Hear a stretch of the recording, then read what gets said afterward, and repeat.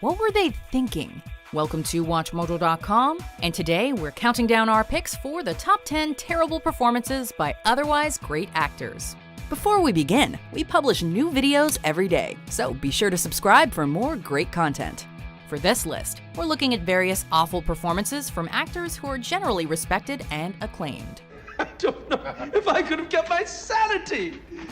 Number 10, Ben Kingsley, Blood Rain. Prepare to witness the beginning of a new era. Ben Kingsley is easily one of the most respected actors of all time. This is the man who starred in movies like Gandhi and Schindler's List, and he's been the recipient of an Oscar, a SAG Award, and 2 Golden Globes. So what, pray tell, is he doing in a video game adaptation directed by Uwe Boll? Kill her. Let her find the eye, or let her try, then kill her. We can't fault Kingsley too much here, as it's hard to create a good performance under Boll's direction, but it's very clear that his heart was just not in this. We're not sure if it was money issues or what, but it's baffling to consider what made him agree to perform in this atrocity. Excellent.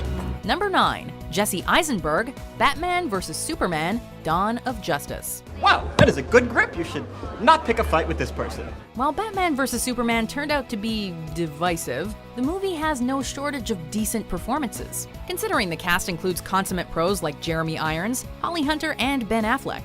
However, Jesse Eisenberg's performance is another story entirely. The devils don't come from hell beneath us, no. No, they come from the sky.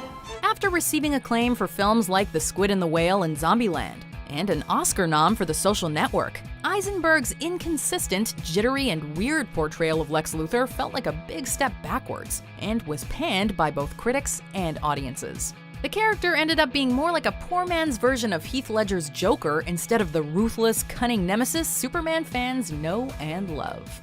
God versus man. Day versus night. Son of Krypton versus Bat of Gotham. Number 8, Natalie Portman, the Star Wars prequel trilogy. It's beautiful, but I don't need this to remember you by. Natalie Portman has come into her own in recent years, with fantastic performances in movies like Black Swan and Jackie. However, the Star Wars prequels were released in the early stages of her career, the first released when she was only 17, and she had yet to grow into her talents. So this is how liberty dies, with thunderous applause. The prequels were meant to be a heartbreaking and tragic tale about the loss of Anakin's humanity. But it's hard to care about that when both he and Natalie Portman's Padme were so darned wooden. Portman even told New York Magazine that originally no one wanted to work with her after the prequels, and it's not hard to see why. You're breaking my heart. You're going down a path I can't follow.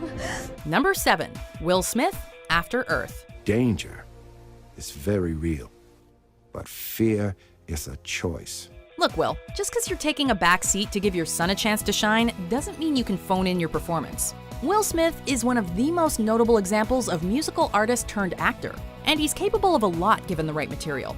Unfortunately, After Earth is not the right material. I can see my blood bubbling up, mixing with the sunlight, shining through the water. We're forced to endure his painful and cliched dialogue, but it wouldn't be so bad if he actually put in a modicum of effort. Unfortunately, he's about as charismatic as a brick wall, and poor Jaden doesn't fare much better. That's an order. Number 6, Johnny Depp, Charlie and the Chocolate Factory. Wasn't that just magnificent? Johnny Depp is one eccentric dude, but you can't deny that he's a good actor when he wants to be. However, when it comes to Willy Wonka, there's just no competing with the genius that was Gene Wilder. Depp's performance as Wonka was just weird. Now, everyone enjoy yourselves, but just don't touch anything. Okay? Yes, we understand that Willy Wonka is supposed to be an odd and subtly sinister man, but Depp's performance comes across as a little too try-hard, and it results in annoyance rather than childlike wonder. While some may enjoy Depp's overly kooky take on the character, others believe he was way too irritating, ourselves included. Oh, I don't care. Number 5, Jeremy Irons, Dungeons and Dragons. I can use every ounce of your rage. Like Kingsley appearing in a video game adaptation, we have no idea what Jeremy Irons was thinking when he agreed to be in Dungeons and Dragons. The film was based on a property that's famous for its freedom of player choice, something that doesn't exactly translate well to the big screen. And a first-time filmmaker was directing it. All signs pointed to it not being very good. And it wasn't. Let their blood rain from the sky! We have a theory that Irons knew the movie was gonna suck, so he decided to go for broke and give us one of the most outlandish, overacted bad guys in recent memory. Or it was just terrible directing. We hope it's the former. But this time, Damodar, don't fail me. Number 4, Al Pacino, Jack and Jill. This must never be seen by anyone. Al Pacino is the man behind Michael Corleone, Tony Montana, and Frank Serpico, just to name a few. Here, he plays himself in a movie where Adam Sandler dresses in drag and talks in a silly voice. Do I have to play this weird game? It's not weird. Jill, it's in you. We don't know if he was forced to make this movie at gunpoint, but that would certainly explain his presence. As disappointed as we are in Al, we'd be lying if we said that watching him flirt with Adam Sandler wasn't kind of fascinating, at least in a cringe-inducing way. Nevertheless, this has gotta be a low point in Mr. Pacino's esteemed career. Can you do me a favor and not hold me like this? All right, I'm just trying to show you. Number 3, Marlon Brando, The Island of Dr. Moreau. Who has done this?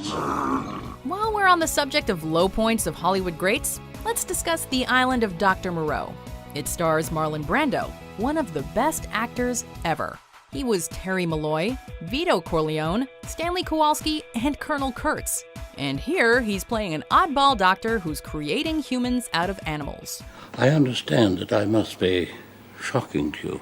Brando plays Moreau as so distant, strange, and unlikable that we can't connect to him in any way. Of course, considering Brando's daughter committed suicide during the film's production, it isn't that surprising that his mind often seems elsewhere. I have seen the devil in my microscope, and I have chained him. Number 2, Robert De Niro, Dirty Grandpa. Whoops. We think we can all agree that Robert De Niro is in it solely for the money at this point, right? Dirty Grandpa certainly isn't the first terrible movie that De Niro curiously appeared in. Are you talking to me? Remember the adventures of Rocky and Bullwinkle?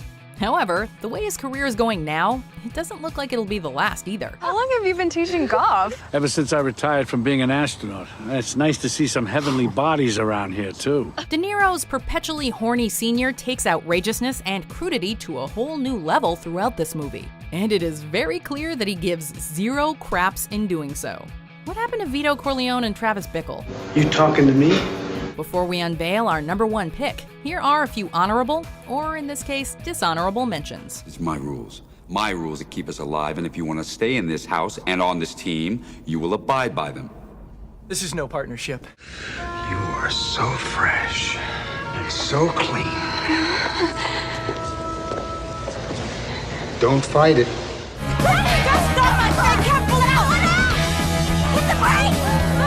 Number 1, Gary Oldman, Tiptoes. I was stupid to think anything could be different or change. It's a bit of a joke on the internet that Gary Oldman can transform into anyone.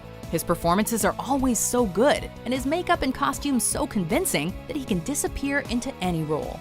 However, we suppose he can't transform himself into Matthew McConaughey's dwarf twin brother.